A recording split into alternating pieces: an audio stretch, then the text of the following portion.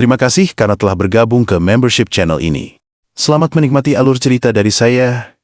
Jadi tanpa berlama-lama lagi, mari masuk ke intro.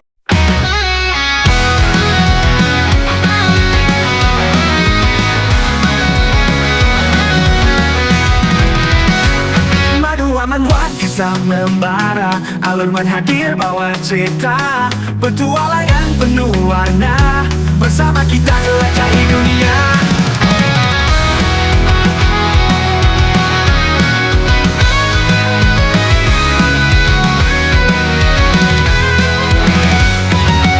Scene diawali dengan penjelasan dari Alan. Aku sudah tidak sadar selama 3 bulan. Dan saat aku bertanya pada mereka, bagaimana cara mereka menjagaku selama ini, lalu mereka bilang bahwa mereka memberikanku air suci yang telah kuciptakan. Namun meskipun begitu, seharusnya air suci hanya akan sedikit membantu, dan mustahil bisa menyembuhkan luka yang telah aku alami. Jadi kelihatannya pohon ini juga membantuku memulihkan diri, dan anehnya, saat aku melawan Nasus pohon ini, tidak ada sebelumnya. Namun sekarang aku tahu bahwa pohon ini adalah kekuatan dari elf yang bernama Tinya. Dijelaskan, Tinya umur tidak diketahui trait. Setengah Dark Elf, Weak Necromancy Nature Affinity. Setelahnya, penguasa Aslan Sang Rahama. Ya, sudah memiliki banyak sekali anak, dan Tinya adalah anak ke-30-nya. Terlihat Alan yang bertanya, berapa banyak istri yang dimiliki oleh Rahama. Tinya menjawab bahwa Rahama hanya memiliki 1 istri. Hal itu membuat Alan masih tidak bisa percaya. Alan pun kembali menjelaskan, anak-anak yang telah dilahirkan, bukan karena rasa cinta, namun hanya demi eksperimennya. Rahama melakukan banyak percobaan dengan mencampurkan darahnya yang memiliki kekuatan sihir yang kuat dengan darah ras lain, karena melahirkan anak-anak yang kuat akan membantunya mencapai ambisinya. Dan Tinya mengatakan bahwa ia tidaklah memenuhi ekspektasi dari Rahama. Terlihat Rahama yang mengatakan bahwa Dark Order membutuhkan budak yang sehat dan masa hidup yang masih panjang. Jadi, kirimkan Tinya kepada Dark Order. Namun salah satu pelayan mencoba membela Tinya dengan berkata, "Tunggu Tuan, mungkin Tinya pertumbuhannya lebih lambat, karena ia adalah ras elf." Namun hal itu malah membuat Rahama semakin marah dan menyuruh kedua orang itu untuk pergi bersama ke Dark Order. Alan berpikir bahwa sepertinya dirinya beruntung, karena meskipun negara ini menggunakan necromancy, tapi ia malah kebetulan menemukan ia yang mempunyai skill Nature Affinity. Ya, meskipun ia bilang bahwa pohon itu hanya bertambah besar dan hanyalah sebuah pohon biasa. Namun alasan yang diberikannya sangatlah aneh. Terlihat Tinya yang menjelaskan bahwa mereka meletakkan Alan di pohon itu, karena jika mereka menaruhnya di tanah yang keras, itu akan membuatnya tidak nyaman. Alan membalas, "Ya, apakah menurutmu pohon itu lembut?" Setelahnya Alan berpikir sejenak dan mengatakan bahwa ia akan tetap pergi meskipun sudah diberitahukan tentang keadaan di luar sana. Hal itu pun langsung mengejutkan semua orang yang ada di sana, karena orang yang mereka anggap sebagai malaikat ingin pergi. Namun, Alan menjelaskan bahwa namanya adalah Alan, dan ia hanyalah manusia biasa dan bukanlah makhluk suci seperti yang mereka anggap. Namun, orang-orang itu masih saja tidak percaya, karena mereka sudah melihat secara langsung keajaiban yang diciptakan oleh Alan. Jadi bagaimana mungkin Alan adalah manusia biasa? Alan merasa bahwa mereka sudah tidak memiliki harapan untuk tersadarkan. Alan menjelaskan bahwa ia harus segera kembali ke tempat tinggalnya. Jadi, tolong fahamilah keinginanku. Mendengarnya Tinya bertanya, "Kalau begitu, apakah boleh kami ikut dengan Anda?" Hal itu mengejutkan Alan, tapi Tinya kembali menjelaskan bahwa mereka juga tidak bisa terus-terusan tinggal di tempat ini untuk waktu yang lama. Karena dari awal ini adalah markas dari Dark Order, jadi seharusnya mereka akan segera mengirimkan seseorang kemari. Orang di sebelah Tinya meyakinkan Alan bahwa mereka tidak akan menghalangi jalannya. Tinya melanjutkan, "Malaikat maksudku, Alan, kami akan ikut dengan Anda. Dan saat kami berhasil menemukan tempat yang cukup baik untuk ditinggali, maka kami tidak akan mengikuti Anda lagi." Mendengarnya Alan berujar di dalam hati, "Sebelumnya aku tidak keberatan dengan hal ini. Ditambah lagi kemampuan elf itu mungkin akan berguna." Akhirnya Alan menyetujuinya, namun ia hanya memperbolehkan mereka berdua yang ikut dengannya. Mendengarnya, mereka berdua berterima kasih. Lalu Sin pun berpindah ke beberapa waktu setelahnya di padang pasir. Terlihat Alan yang mengeluh, karena meskipun ia tahu bahwa kerajaan Aslan tidak memiliki wilayah yang subur. Namun, apa-apaan ini? Apakah kau sedang bercanda? Ia bertanya. Kemana arah kota yang mereka maksudkan? Namun orang itu mengatakan bahwa mereka keluar tanpa banyak rencana. Jadi mereka juga tidak mengetahui di mana letak kota itu. Alan berpikir, apakah ia terlalu gegabah karena terburu-buru untuk pergi ke kota tersebut? Namun tiba-tiba saja terdengar suara teriakan dari bawah mereka yang membuat mereka refleks melihat ke sana. Lalu Alan bertanya, apa yang terjadi? Tinya memintanya untuk menunggu sebentar. Ia pun menggunakan kekuatannya untuk mendeteksi apa yang sebenarnya terjadi. Ia mengatakan bahwa ia merasakan getaran dan jeritan, bahkan ada raungan dari orc. Ia pun menyimpulkan bahwa ada pertarungan antara perusahaan kamar dagang dan orc di dekat sana. Mendengarnya, Alan mengatakan bahwa mereka harus segera menuju ke sana. Hal itu mengejutkan mereka. Lalu Tinya memperingati Alan bahwa bagaimana jika mereka malah ikut terlibat dengan pertikaian tersebut. Orang itu juga bertanya, apakah malaikat Alan ingin menyelamatkan orang-orang itu yang sedang dalam masalah? Hal itu pun membuat Alan menyesal menerima mereka untuk ikut dengannya. Ia pun menjelaskan bahwa mereka sekarang sedang membutuhkan tumpangan. Namun Tinya masih tidak paham dengan perkataan Alan. Namun Alan sudah tidak peduli dan meminta mereka segera pergi saja. Lalu scene pun berpindah ke beberapa waktu setelahnya. Orang-orang itu berterima kasih kepada Alan karena telah diselamatkan dari orc yang menyerang mereka.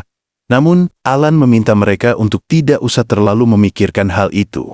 Karena hal itu bukanlah masalah besar. Tapi orang-orang itu langsung membalas, itu adalah masalah besar.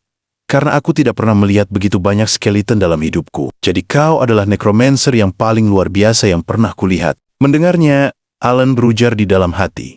Ya, sepertinya itu adalah reaksi yang normal. Lagi pula, mereka bahkan tidak akan membayangkan bahwa pangeran kerajaan Holy Empire bergerak ke sana kemari seperti ini.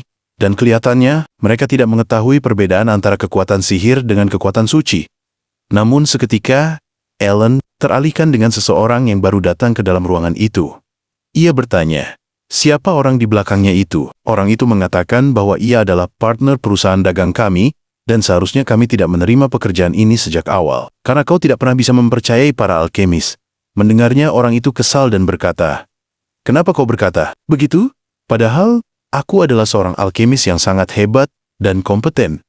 Dijelaskan, Hans 28 tahun seorang alkemis, memiliki trait alkimia, semangat yang meluap-luap, bermulut besar dan beruntung. Seketika Alan berkata dengan wajah yang mengerikan, ah, kau bilang kau alkemis. Jadi bisakah kita mengobrol sebentar? Hal itu membuat Hans terkejut dan berkata, apa maksudmu mengobrol denganku? Tapi aku tidak bisa. Namun orang-orang lainnya langsung memperingatinya bahwa apakah ia lupa orang itu telah menggunakan nekromansi.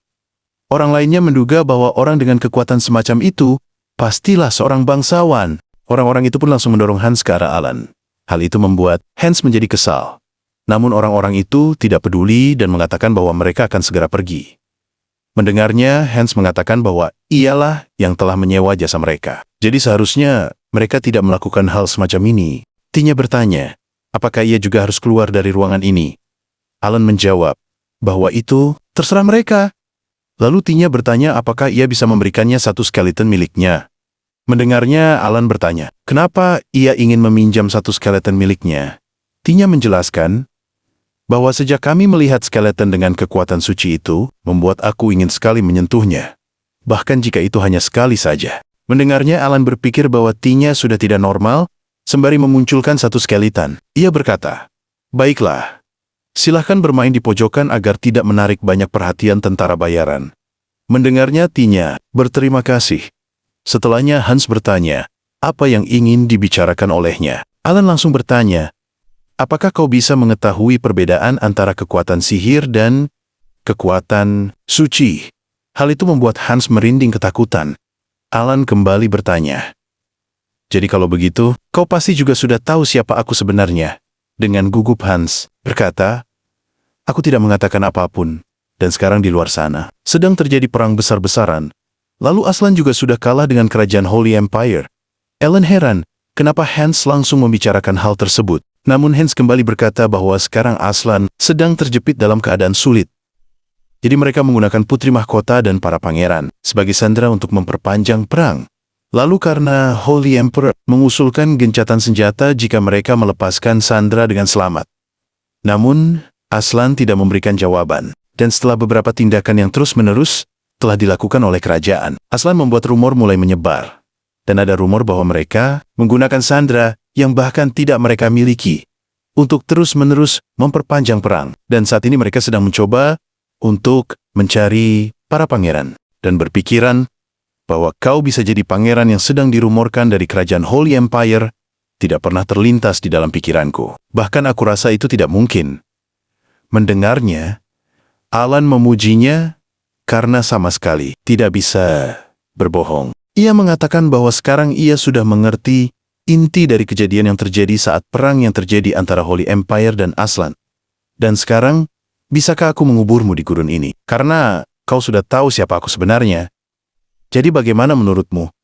Hans pun terkejut dan meminta Alan untuk mengampuninya dan juga membiarkannya tetap hidup. Oh iya, kalau begitu aku akan memberikan ini padamu. Alan mengancamnya. Jika yang ia berikan adalah barang yang tidak berguna, maka ia akan langsung menguburnya sekarang juga. Sembari menunjukkan sesuatu, Hans berkata, ini adalah sisik naga. Hal itu membuat Alan kebingungan. Lalu Hans juga berjanji, jika itu bukanlah sisik naga, maka ia akan membawa Alan ke sarang naga yang dipenuhi dengan harta karun. Lalu Sin berpindah ke Skeleton dan Tinya. Tinya bertanya kepada Skeleton itu, apa sekarang kau lapar? Lalu Skeleton itu menjawabnya dengan menggoyang-goyangkan kepalanya. Tinya kembali bertanya, kalau begitu, kamu terbuat dari apa? Skeleton itu menuliskan bahwa ia terbuat dari kekuatan suci. Melihatnya, Tinya berujar di dalam hati, seperti yang kuduga, ia terbuat dari kekuatan suci dan bukan sihir. Lalu yang menggerakkan Skeleton ini, apa ya? Tinya bertanya apakah Skeleton itu mempunyai jiwa.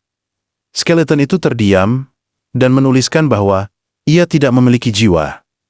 Tinya kembali bertanya, lalu bagaimana kau bisa memiliki perasaan dan bisa bergerak? Skeleton itu menjelaskan bahwa kami bergerak karena kemauan dari semua kekuatan suci. Mana dan sihir memiliki kehendak. Lalu Tinya berujar di dalam hati, aku tidak bisa memahami ini dengan sedikit pengetahuan yang kupunya dan kenapa semua undead malaikat memiliki perasaan. Jadi apa perasaan mereka berasal dari kemauan ini?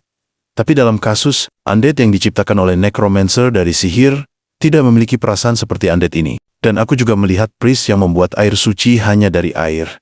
Namun menciptakan air suci hanya dari ketiadaan bukanlah hal biasa jadi kekuatan. Malaikat tidak hanya istimewa karena mereka menentang akal sehat, dan tampak keluar dari konsep dunia ini. Ah, benar. Ini hampir seperti ia menggunakan otoritas Dewa Pencipta. Tinya bertanya kepada Skeleton, apakah Alan adalah malaikat? Namun Skeleton itu menuliskan bahwa ia tidak mengetahui hal tersebut. Namun tiba-tiba saja Tinya dipanggil untuk segera kembali ke tenda. Tinya pun mengiyakannya. Setelah Tinya masuk ke tenda, ia bertanya, apakah obrolan Alan dan Hans memuaskannya? Alan mengiyakannya dan mengatakan, akan segera selesai mengobrol, dan juga percakapan itu cukup bermanfaat, karena ia bilang, ada sarang naga di barat laut. Mendengarnya, Tinya bingung. Hans menegaskan bahwa, itu adalah sarang tempat dulu. Seekor naga tinggal dan kudengar tempatnya penuh dengan harta karun, dan salah satunya adalah sisik naga itu. Hans mengatakan bahwa ia akan pergi ke tempat itu, bersama para tentara bayaran. Jadi tolong percayalah padaku. Tinya menduga apakah tempat yang sedang dibicarakan adalah makam kuno Aslan. Karena tempat itu juga memiliki sisik naga, Pak. Kumis mengatakan bahwa ia juga pernah mendengar cerita tentang naga penjaga makam. Alan bertanya apakah dulu Aslan pernah membesarkan seekor naga. Pak Kumis mengatakan bahwa itu adalah cerita kuno. Jadi sudah sangat lama. Lalu Hans meminta Alan untuk mempercayai perkataannya. Alan pun mengatakan bahwa bagaimana jika aku mencoba datang ke sana, dan tempat itu akan cukup bagus untuk tempat kalian tinggal juga. Ia pun meminta untuk Hans membawa mereka ke sana. Hans berterima kasih karena Alan sudah mempercayainya. Namun, Alan sembari memegangi kepala Hans, berkata, tapi ingatlah jika itu bohong, aku akan menguburmu di pasir. Sembari gemetaran, Hans berkata, baik seperti yang Anda katakan, saya akan melakukan yang terbaik untuk melayani Anda. Lalu beberapa waktu setelahnya, Alan bertanya, di mana Hans mendapatkan informasi ini? Hans mengatakan bahwa ia mendapatkan informasi ini dari orang yang menjual sisik naga itu kepadanya. Dan saat itu ia pingsan karena kelaparan di tengah perjalanan. Jadi aku memberikan makanan dan air, namun ia bilang tidak memiliki apapun untuk membalas kebaikanku. Jadi dia memberikan semua yang ia miliki dan memberitahuku semua yang ia tahu karena katanya itu akan membantuku. Alan membalas, "Oh, jadi seseorang yang identitasnya tidak diketahui memberitahumu ini." Hans membalas, "Ya sepertinya itu tidak bohong." Meskipun saat ia bilang telah menangkap naga di sarang itu, namun tampaknya itu hanyalah gertakan. Terlihat mereka yang sekarang sudah tiba di sarang naga itu. Dengan semangat, Hans berkata, "Sudah kubilang padamu sarangnya benar-benar di sini." Alan mengiyakan perkataannya dan mengatakan bahwa naganya juga ada di sini. Namun dengan nada bercanda, Hans berkata, "Tidak mungkin. Aku kan sudah bilang kalau naganya dulu tinggal di sini, dan ayolah, mana ada naga di zaman sekarang." Namun seketika mereka terdiam karena terlihat sesosok naga hitam yang muncul di depan mereka semua. Dan seketika naga itu mengeluarkan nafas apinya seperti sudah siap untuk mengeluarkan serangannya. Dengan wajah yang tidak percaya, Hans berkata, "Jadi naganya tidak hanya dulu tinggal di sini, namun bahkan sekarang masih tinggal di sini." Seketika, naga itu meluncurkan serangan nafas apinya. Dengan panik, Alan berujar di dalam hati, "Ah, sial aku bodoh sekali karena terlalu mempercayai apa yang telah ia katakan." Alan pun menyiapkan serangan balik untuk menahan serangan dari naga itu. Namun, tiba-tiba saja sebuah kerangka tangan yang sangat besar menghadang serangan dari naga itu.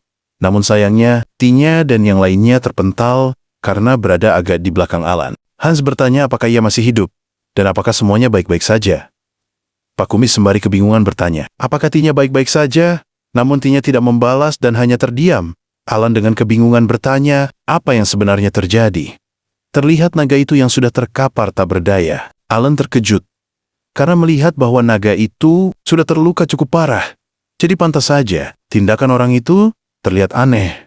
Jadi pedagang yang telah menjual sisik pada Hans itu, ia tidak hanya menggertak, namun tidak mungkin pedagang biasa bisa melukai naga seperti ini.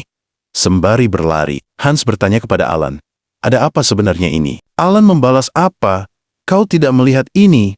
Naga yang kau bilang sudah tidak ada ternyata masih ada di sini. Namun Hans memberitahukan bahwa ia tidak membicarakan tentang naga itu. Namun hal yang ada di depan sana, Alan kebingungan dan menoleh ke sampingnya, yang langsung membuatnya terkejut karena melihat makhluk yang sangat besar. Terlihat skeleton yang sangat besar dengan memiliki banyak sekali mata. Lalu Alan berujar di dalam hati, sebenarnya makhluk besar apa ini? Dan mungkinkah aku yang mensumonnya? Dengan semangat, Hans berkata, lalu siapa lagi yang bisa mensummon kekuatan suci sebesar ini? Oh, tidak. Makhluk itu melihat ke arah kita. Segera lakukan sesuatu yang mulia. Tiba-tiba saja makhluk itu berkata, aku adalah pembawa kematian dan pemberi kehidupan. Namaku adalah Raja Skeleton dan Odonchad. Ujarnya sembari membungkukkan badannya ke hadapan mereka. Alan terkejut karena tidak pernah mendengar soal Raja Skeleton ini, namun untungnya ia tidak menunjukkan sikap bermusuhan. Melihat Raja Skeleton, seketika Tinya berkata, wah, malaikat Alan makhluk yang besar ini keren sekali. Alan pun berpikir, padahal kurasa tadi hanya mengulurkan tangan untuk memblokir serangan naga tadi. Jadi apakah aku tidak sengaja mensumonnya? Alan pun bertanya, apakah akulah yang mensumonmu? Raja Skeleton itu mengangguk-angguk membenarkan perkataan Alan. Alan kembali bertanya, seberapa jauh kau bisa bergerak? Dan bisakah kau meninggalkan danau? Namun, Raja Skeleton tidak menjawab. Alan menduga ia juga tidak mengetahuinya. Sembari mengarahkan tangannya ke depan, Alan berkata, kita dapat menyelesaikannya selangkah demi selangkah. Seketika tangan Raja Skeleton bergerak dan menangkap naga hitam itu, lalu menariknya menuju ke kolam air suci dan menenggelamkannya. Dengan terkejut, Tinya mengatakan bahwa Raja Skeleton itu membuang bangkai naga sebesar itu hanya dalam waktu sekejap saja. Dan bahkan, setelah melihatnya tepat di depan mataku, aku masih tidak bisa mempercayainya. Terlihat Alan sembari meregangkan otot tangannya berkata, ternyata mengendalikan Raja Skeleton ini tidak mudah. Namun tiba-tiba saja Hans berteriak, yang membuat Alan menoleh dan bertanya, ada apa lagi sekarang? Hans menjawab bahwa jalur yang sedang dihalangi oleh naga itu dipenuhi dengan emas dan harta karun. dan sekarang kita akan kaya. Alan, apakah kau bisa meminta Raja Skeleton untuk memindahkan ini semua? Dengan menghela napas, Alan berkata, bukankah kau adalah seorang alkemis? Jadi apa kau tidak punya sesuatu seperti item subruang? Sembari menjilati koin emas. Hans berkata, apa kau pikir item semacam itu adalah item yang umum? Karena sejak lama sihir, subruang. Namun tiba-tiba saja Raja Skeleton menyela ucapannya dan berkata, Master, apakah Anda baik-baik saja? Namun Alan bingung dan balik bertanya, kenapa ia menanyakan hal itu? Raja Skeleton menjelaskan bahwa ia bukanlah entitas saman biasa, jadi untuk menopangku Tuan harus menggunakan kekuatan suci dalam jumlah yang sangat besar. Seketika, Alan pun tumbang karena sudah kehabisan kekuatan suci. Alan kesal karena seharusnya ia segera memberitahukanku tentang hal ini lebih awal. Namun tiba-tiba saja scene berpindah ke dua orang yang sepertinya dari masa depan yang sedang panik karena mesinnya yang tidak berfungsi karena kelebihan beban.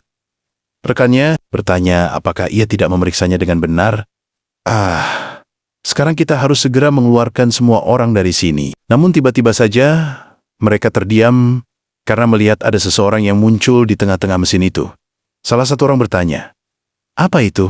Namun rekannya dengan panik mengatakan bahwa ada seseorang yang tersedot masuk ke dalamnya, jadi cepat keluarkan. Ia dari sana. Ayo cepatlah. Namun scene pun kembali berpindah ke Alan yang baru saja terbangun. Alan pun berujar di dalam hati. Apakah aku pingsan lagi? Kenapa belakangan ini aku menjadi sering pingsan? Dan setiap kali aku terbangun selalu dalam keadaan terikat. Setelahnya Alan bertanya, apakah ada yang bisa menjelaskan apa yang sudah terjadi? Hans terkejut karena Alan sudah bangun. Ia balik bertanya, kenapa Alan terus pingsan?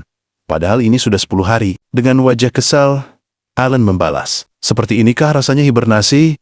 Namun dipikir-pikir, summonnya saja sudah membuatku pingsan selama 10 hari. Jadi apakah aku bisa menggunakan Raja Skeleton dengan semaksimal mungkin? Tinya memberitahu Alan bahwa mereka tidak menemukan makanan ataupun air di tempat sarang naga. Jadi kami meminta para tentara bayaran yang bersiaga untuk membawa kita ke kota terdekat. Hans meneruskan. Ada kota yang cukup besar di dekat sana, dan kota itu terkenal dengan pasar budak terbesar di benua yang bernama Kota Budak Yebelum. Namun tiba-tiba saja, scene berpindah ke seseorang. Orang itu mengatakan bahwa mereka sudah menyatakan perang, dan sekarang mereka juga yang harus memohon. Anak buahnya hanya bisa terdiam mendengarkan keluhan tuanya. Orang itu kembali berkata, aku Dengerkelp, menghentikan semua pasukan yang kita kirim ke Humite. Anak buahnya membenarkan perkataannya. Sembari mengata-ngatai anak buahnya orang itu kembali bertanya, bagaimana dengan kabar dari Oscar dan kedua pangeran? Anak buahnya menjelaskan bahwa mereka terjebak di dalam warp, jadi dapat dipastikan bahwa mereka sekarang ada di dalam wilayah Aslan. Mendengarnya membuat orang itu kembali kesal dan berkata, apakah kalian pikir sekarang aku sedang bermain permainan kata dengan kalian? Kedua orang itu meminta maaf kepadanya. Orang itu membalas, tidak ada yang kusuka dari laporan sialan ini. Anak buahnya menenangkannya dengan mengatakan bahwa secara publik mereka mengetahui bahwa para pangeran dan Oscar telah ditahan di Aslan. Anak buah lainnya mengatakan, Rahama kami mendapatkan surat tanggapan dari Holy Emperor. Rahama mengatakan, oh jadi suratnya sudah datang ya. Jadi apa isi suratnya? Dengan gemetaran pelayannya tidak berani untuk mengucapkannya. Secara langsung, akhirnya Rahama mengambil surat itu dan membacanya sendiri. Tertulis Kerajaan Holy Empire memiliki 2 tuntutan untuk Aslan. Tuntutan pertama, selama 20 tahun ke depan, mereka harus membayarkan upeti dan mengabdi pada Kerajaan Holy Empire. Yang kedua, Kaisar Rahama harus bertanggung jawab atas perang ini dengan mencium kaki dari Holy Emperor dengan telanjang bulat. Membacanya membuat Rahama sangat kesal hingga melemparkan semua surat itu dan mengatakan, hadasar orang tua sialan itu, berani-beraninya dia memprovokasiku Kelt sialan. Dijelaskan Rahama Kaisar dari Kerajaan Aslan, Rahama meminta mereka untuk mendengarkannya. Para bangsawan, feodal bawa para pangeran ke depanku dan buat mereka berlutut, dan siapapun yang mengatakan omong kosong akan langsung kehilangan kepalanya dalam sekejap. Jadi kita harus menemukan mereka sebelum kerajaan Holy Empire. Lalu potong anggota tubuh mereka hingga tidak bisa dikenali. Dan kemudian kirimkan kepala mereka sebagai hadiah pada Holy Emperor. Lalu to be continued. Terima kasih karena telah menyaksikan video dari saya. Tapi sebelum menutup video ini, jangan lupa like, comment, and subscribe agar tidak ketinggalan video terbaru dari saya.